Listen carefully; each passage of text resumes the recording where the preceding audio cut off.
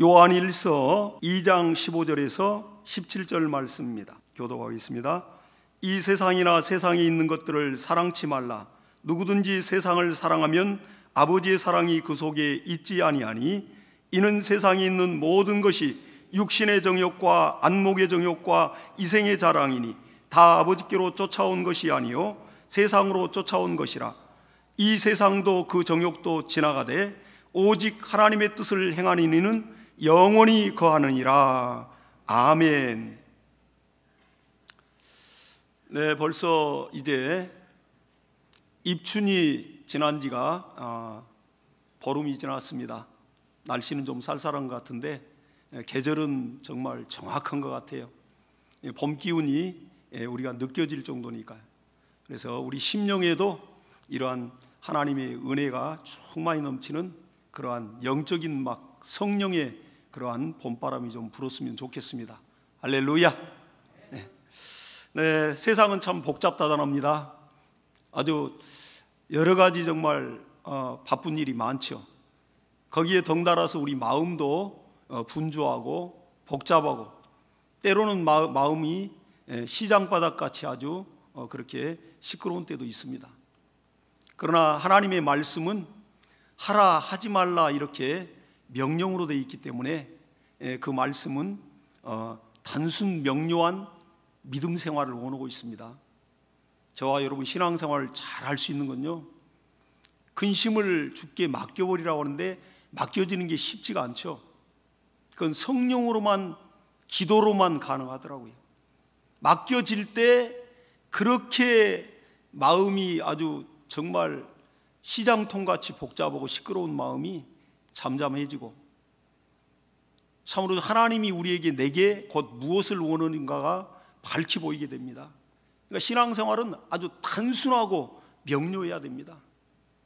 신앙생활은 심플해요. 사실 내가 이 명령을 믿느냐 안 믿느냐, 또 순종하느냐 불순종하느냐, 하나님을 존중하느냐 무시하느냐, 여기에 완전히 판가름이 나고 결과가 하늘과 땅 차이로 벌어지거든요.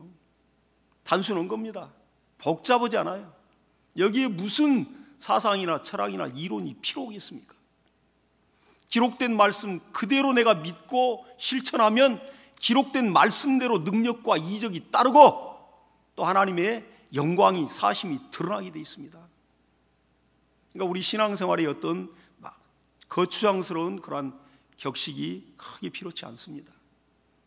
하나님 앞에 진실과 정직으로 이 말씀을 대하고 또 날마다 회개하고 그리고 또 이 말씀 앞에 무릎 꿇는다면 성령은 진리의 영이라 말씀이 있는 곳에 역사하게 되어 있습니다. 그래서 어떻게든지 우리가 참 이러한 단순하고 또 명료한 마음을 갖기 위해 믿음을 갖기 위해서 노력을 하는데, 그래서 그 믿음을 어린아이와 같이 순수한 믿음이라고 말하거든요. 어린아이들의 특징이 그들의 심령이 순수해요. 때묻지 않았습니다. 세상 때가 묻지 않았어요. 그리고 복잡하게 계산하지 않습니다. 어린아이들은 하나님이 이렇게 하라 명령할 때 내가 계산기 두들겨 보고 이게 내가 머리에 또 계산적으로 맞으면 내가 순종한다. 그건 천년만년 가도 순종 못합니다. 근데 하나님이 하라 하면 나를 부인하고 이렇게 한번 내가 순종해 볼 때, 내가 불리할지라도 순종할 때 하나님 그 믿음 인정하시고 하나님이 직접 역사하십니다. 이것이 살아있는 신앙생활이죠. 또 하나님이 기뻐하는 신앙생활이고.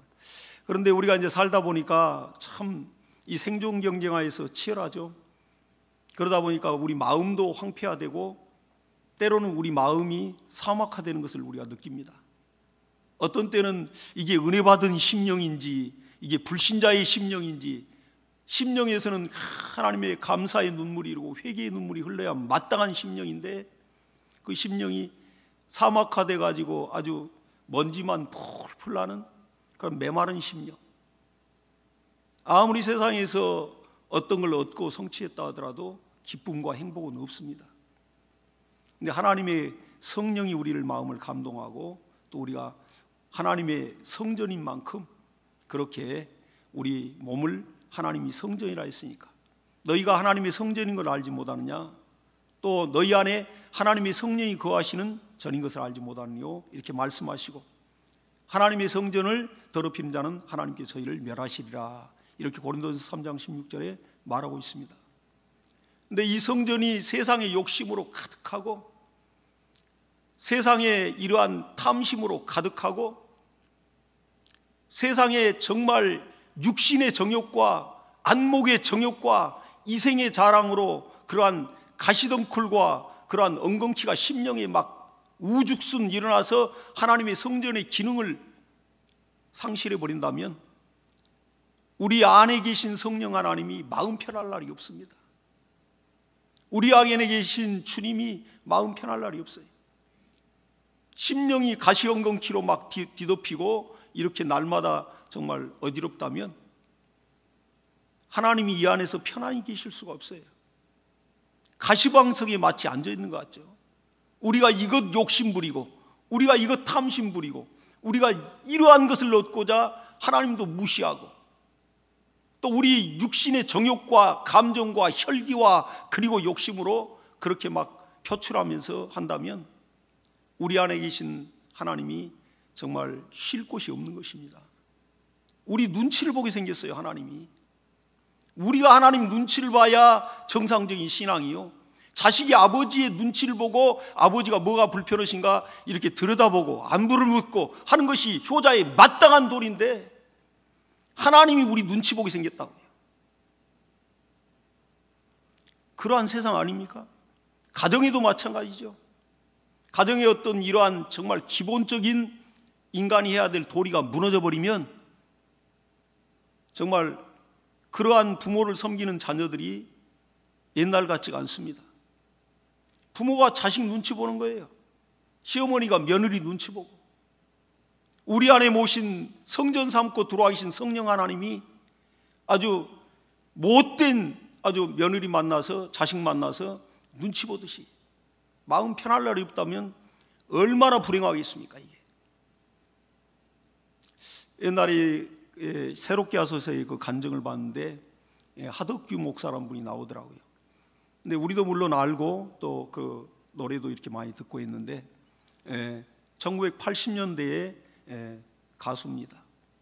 근데 여러 가지 아름다운 곡을 지어서 많은 사람들이 애창곡으로 불렀고 거기에 그분이 대표적으로 이렇게 알려진 게 이제 가시나무 새라는 그 곡이 있습니다.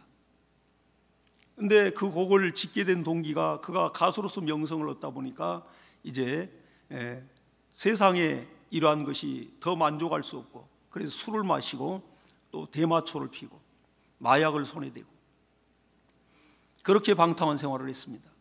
그러다가 그 누님의 눈물의 기도로 그렇게 교회에 이끌려서 교회 송구영신 예배에 참여했는데 하나님이 그 기도를 가족의 누님의 기도를 들으시고 그가 그 예배에서 크게 은혜를 받았습니다. 그리고 자신을 돌아보니까 정말 자기의 심령이 아주 세상의 탐욕과 욕심과 시기와 질투와 또 증오와 미움과 이러한 모든 걸로 가득 차 있는 아주 가시나무 숲과 같은 그런 것을 보았다는 것입니다. 그리고 그 뒤면에 이제 예수님이 서 계신 것을 보았다고 그래요. 그리고 그 가시의 그 예민한 그 날카로운 그 성품과 그러한 인격으로 인해서 그 가시에 찔려서 상처받은 사람이 너무 많은 것을 발견했습니다. 그래서 그가 이제 하나님 앞에 회개하면서 이렇게 마음에 떠오르는 것을 작사를 하고 그 곡까지 또 떠올려서 10분에 작사된 게 가시나무 새입니다. 나중에 이제 조성모라는 가수가 리메이크해서 아주 엄청난 반향을 일으켰죠. 물론 둘 다 예수를 잘 믿는 신앙인입니다. 이제는 하덕규 목사가 이제 또 목회자가 되어서 그리고 또한 대학에서 실용음악과에서 또 아이들을 가르치고 있습니다. 근데 그 내용을 보면 내 속에 내가 너무도 많아. 당신이 쉴 곳 없네. 내 속엔 헛된 바람들로 인하여 당신이 편할 곳 없네. 이렇게 지금 가사가 나간다고요. 저와 여러분 마음에 예수 외에 어떤 것이 있습니까 대체? 저도 많이 회개합니다. 마지막 때는 더 아주 마귀란 놈이 아주 가만히 있질 않아요. 할 수만 있으면 믿는 자들 노리니까. 세상의 문화나 또 육신이 원하는 것들로. 그래서 오늘 이 본문에도 이 세상이나 세상을 사랑하는 것들을, 세상에 있는 것들을 사랑치 말라. 누구든지 세상을 사랑하면 아버지의 사랑이 그 안에 있지 아니하다.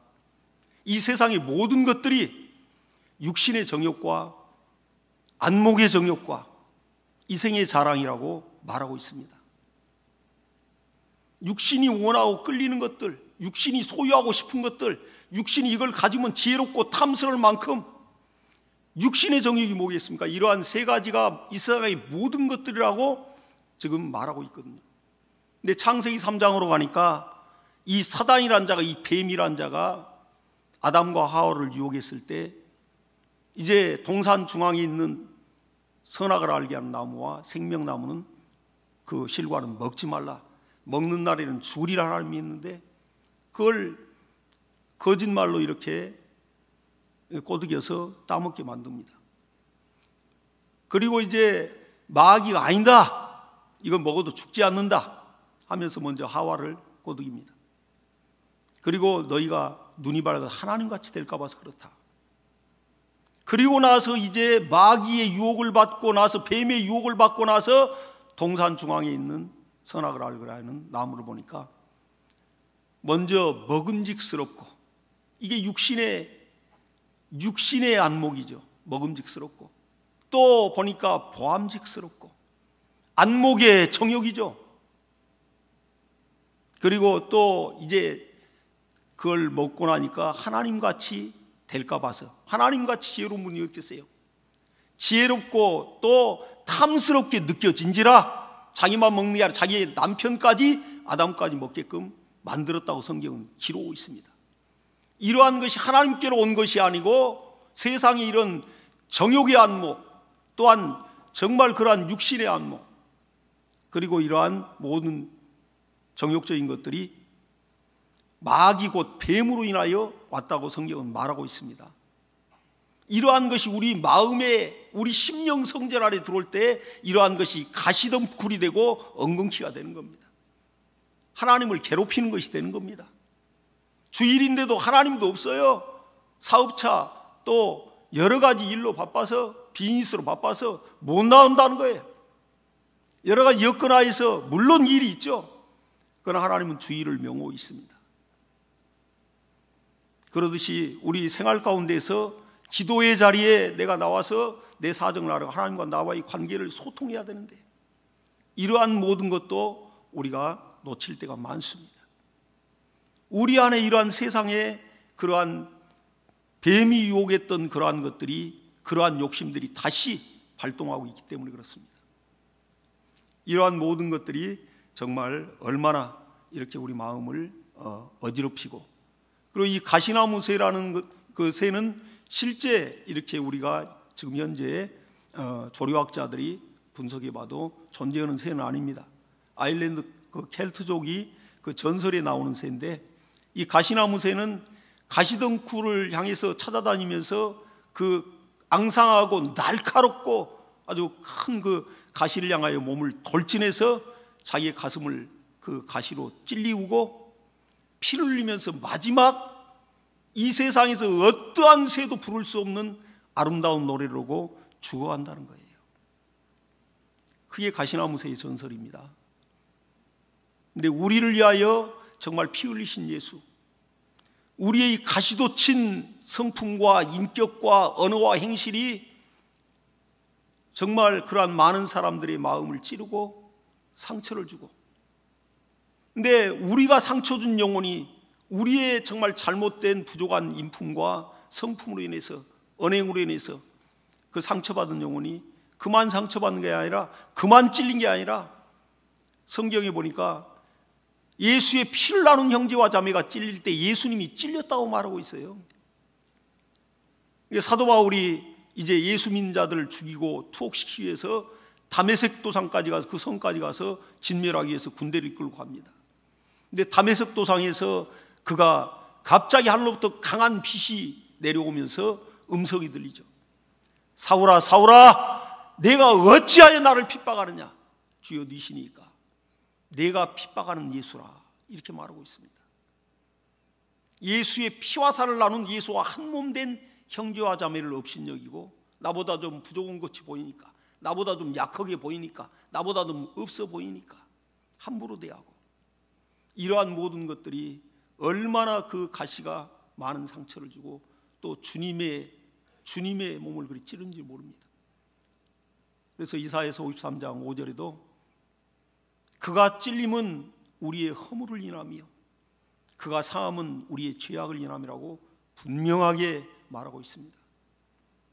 우리가 신앙생활하면서 또 직장생활하면서 이웃과의 사이에서도 우리의 이러한 정말로 다듬어지지 않는 이러한 성품과 언행이 많은 사람들의 마음을 난도질하고 있습니다. 이건 그래도 영적으로 살아있는 자들에게 하나님이 하신 말씀입니다. 그래서 어떻게든지 참으로 우리가 예수 그리스도의 향기를 드러내고 내 안에서 예수 그리스도가 정말 보이도록 우리는 끊임없이 우리 자신을 거부하고 말씀에 순종해가는 훈련을 통해서 하나님의 형상이 보이도록 그 힘을 다해야 할 것입니다. 그래서 이렇게 예수께서도 정말 이렇게 온몸으로 그러한 가시를 받아들이고, 머리에는 그 가시관을 눌러 씌울 때도요, 그 가시를 예수의 머리에 몸에 박히게 하는 자의 그 손은 자기 손가락이 가시에 찔릴까 봐서 거기에 가죽을 덮고 내리 눌렀다고 그랬어요.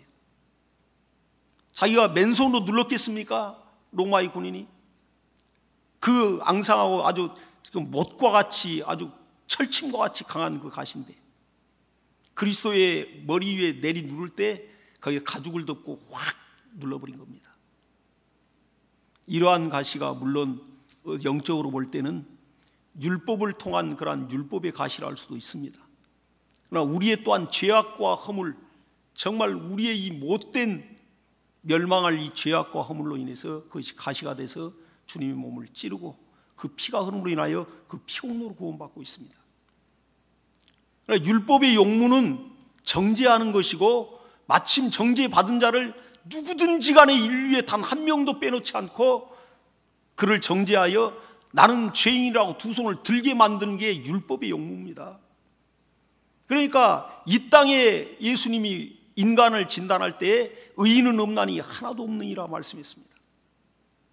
그래서 우리는 서로가 내가 그럴 줄 몰랐다가 아니라 서로 허물을 이해해주고, 나도 연약한 부분이 있고 나도 허물이 있고 상대도 연약한 부분이 있고 허물이 있으니까 서로가 사랑하라고 이웃을 둔 것입니다.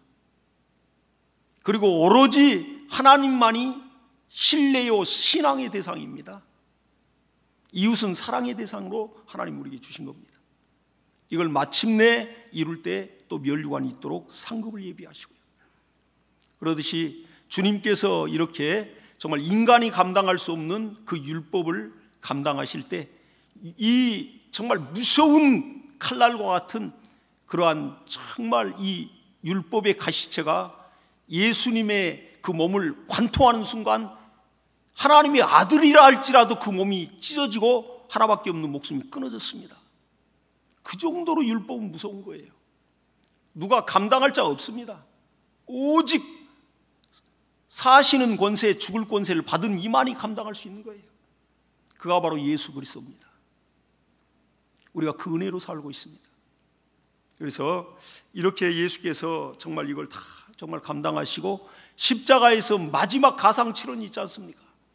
마지막 죽으실 때 예수께서 다 이루었다 하시고 운명하시더라, 이렇게 요한복음에 기록이 되어 있습니다. 그 다 이루었다는 게 그 율법의 요구사항을 다 이루신 겁니다. 율법을 통하여 마귀가 정죄하고 또 정죄할 수 있는 것을 다 이루셔서 이제 예수 그리스도의 십자가에 달린 예수 그리스도의 피공로만 의지하고 그만 바라보는 자들에게는 진정한 자유가 있고, 죄로부터 자유, 마귀로 참소로부터 자유, 진정한 자유가 있는 것입니다. 누구도 결코 은혜 받은 자들을 정죄할 수 없습니다. 그러므로 이제 그리스도 예수 안에서는 결코 정죄함이 없나니 죄와 사망의 법이 생명의 법으로 인하여 정말 우리를 죄와 사망에서 예수께서 구원했다고 말하고 있습니다. 자유함이 있어요. 어떠한 죄를 정말 연약하게 저질렀다 하더라도 진실로 정말 피 흘리듯이 싸우듯이 회개하면 진정한 자유함이 있습니다. 그것이 우리 그리스도인들의 아주 최고의 강점입니다. 그래서 마귀란 자도 아주 혀를 내두르고 정말 돌아가는 역사들이 있고 진정한 믿음의 이러한 승리가 있습니다. 네, 우리가 옛날에 어려서 이렇게 그때는 초등학교가 아니고 국민학교죠. 네, 여기도 계신 분들이 국민학교 시절을 거쳤던 분들이 많을 것 같아요. 지금은 이제 초등학교라고 하는데 그때 국민학교 그 교과서에 보면 이런 일화가 나와 있습니다. 교훈될 만한 그러한 실화를 가지고 이렇게 아이들을 교육했죠. 근데 그때 지금도 기억에 남아 있는 게 수십 년 전인데 그 강제구 소령에 대한 그 일화가 실려 있었다고요. 우리 어려서. 근데 이 강제구 소령은 맹호부대 중대장입니다. 근데 그때 당시 이제 월남에 파병하기 위해서 이렇게 그 용사들을 군인들을 훈련시키다가 마지막 이제 그 훈련 단계에서 수리탄 이제 투척하는 훈련을 했어요. 근데 그때 거기에 가장 이제 초병인 이등병이 이제 거기에 나와서 훈련에 참여했는데 거기에는 수십 명, 거의 100명 가까운 지금 군인들이 모여서 교육을 받고 있는 장소입니다. 훈련장이고 수리탄을 이제 안전핀을 빼가지고 뒤로 제꼈다가 던지려 하는데 너무 긴장해가지고 안전핀을 뺀 상태에서 수리탄을 놓쳐서 수리탄이 굴러서 지금 중대원들이 다 모여있는 자로 굴러 들어갔습니다. 이게 터지면 수십 명이 다 죽게 됩니다. 밀집에 있기 때문에 100% 죽는 거예요. 근데 그때 강제구 소령이 중대장이었는데 그 수리탄을 보면서 바로 직감하고 많은 대원들이 죽을 줄 알고 몸을 날렸어요. 그리고 그 수리탄을 몸으로 덮어버렸습니다. 몸이 갈기갈기 다 완벽히 찢어지고 지금도 육군사관학교를 그분이 나왔는데 육군사관학교에 강제구 소령의 박물관이 있습니다. 거기에 그때 지금으로부터도 수십 년 전인데 그때 이렇게 폭발되면서 찢어졌던 그 군화가 지금도 있고 그가 입었던 군복 모든 것들이 전시가 돼 있어요. 근데 그 소지품을 다 검사를 해보니까 그 군복 안에서 성경책, 조그만 성경책이 한 권이 나왔습니다. 근데 그 성경책을 다 떠들어 보니까 거기에 빨간 줄로 밑줄 그어진 것을 보니까 요한복음 3장 15절의 말씀을 이렇게 그가 기록을 했습니다. 보니까 친구를 위하여 자기 목숨을 버리면 이보다 더 큰 사랑이 없나니, 이 말씀에 밑줄을 그었다고 이렇게 기록이 되어 있습니다. 독실한 크리스찬이에요. 그 와중에 정말 물론 군인 정신으로 그렇게 하시는 분들도 간혹 있습니다. 그때 나이가 28이요 결혼한 지 3년 됐고 사랑하는 아내가 있고 홀어머니를 모시고 살고 그리고 또 2살 된 아들이 있어요. 누군들 죽고 싶겠습니까? 근데 사랑하는 그 부대원들을, 자기 부하들을 살리기 위해서 몸을 날렸어요. 그리고 자폭을 해버렸습니다. 산화돼 버렸다고요. 우리 주 예수 그리스도 또 이렇게 우리를 위하여 죄 없는 의인이 우리의 죄를 짊어지고 그렇게 십자가에서 우리의 목숨을 지었습니다. 오늘 이제 성찬을 행하게 될 텐데 정말 우리 마음의 준비가 있어야 되고, 우리가 회개치 아니하고 죄를 가지고 성찬에 임하면 그 죄를 먹고 마시는 결과가 온다 주의하라고 말하고 있습니다. 사도 바울이. 이 성찬은 분명하게 우리가 의식으로, 신약교의 의식이지만 침례와 성찬은 신약교의 대표적인 의식이에요. 그러나 이 의식을 믿음으로 행할 때 효력은 드러나는 것입니다. 할렐루야! 이게 하나님의 말씀이에요. 하나님의 말씀을 내가 믿음으로 행할 때 세상 사람들이 과학적으로, 생물학적으로 도무지 이해도 안 되는 일들이 벌어지지 않습니까? 내가 죽어야 예수가 사는 것입니다. 우리를 통하여 어떻게 예수를 볼 수 있을까요? 우리가 전하는 그 예수가 어떻게 사람들이 발견할 수 있겠습니까? 우리를 통하여 보는 것입니다. 그래서 내가 말씀 앞에 죽어지고, 그리고 내가 죽을 때 비로소 예수의 향기가 드러나고, 너희가 나를 따르려거든 너희 자신을 먼저 부인하고 나를 따르지, 너 십자가를 지고 나를 따르라. 이렇게 예수 그리스도의 제자의 도에 관하여 주님이 직접 말씀했습니다. 저와 여러분은 예수의 제자입니다. 그렇기 때문에 우리가 비로소 죽을 때 예수가 드러나고 마침내 이때부터 행복 시작입니다. 할렐루야. 올해 우리 개혁 성도들의 표어가 행복한 성도, 건강한 교회. 이것은 내가 죽을 때만이 가능한 거예요. 행복은 내가 예수로 인하여 내가 나를 죽이고 예수 피 뿌린 말씀을 내가 받아들이고 그 말씀을 실천해 갈 때 진정한 행복과 진정한 자유와 진정한 기쁨이 오게 되어 있습니다. 이때 행복한 성도들의 그 무리가 많아질 때 교회가 건강해지게 되어 있습니다. 할렐루야. 오늘 우리 성찬을 행할 때에도 정말로 이 의미를 우리가 깊이 되새기고 정말 그 가시채 끌어안고 정말 그 가시에 찔려가면서 마지막 구원의 노래를 부르신 예수 그리스도, 내가 다 이루었다. 이보다 더 정말 세상에 감격적인 정말 절규와 탄식은 없습니다. 그로 인하여 우리가 구원받았으니까요. 우리가 이것을 다시 한번 되새기면서 성찬에 임했으면 좋겠습니다. 자, 이 시간에 우리 잠깐 기도할 때 하나님 아버지, 내가 오늘 성찬을 행할 텐데 정말 우리의 마음을 하나님이 다시 한번 새롭게 하사 우리 위하여 십자가에서 피 흘리시고 자기 몸을 던지신 하나님의 아들 예수 그리스도의 그 피공로를 다시 생각하고 하나님 아버지의 사랑을 깊이 생각하고 우리가 믿음을 새롭게 하는 시간 되게 해달라고 기도하겠습니다. 하나님 아버지 감사합니다.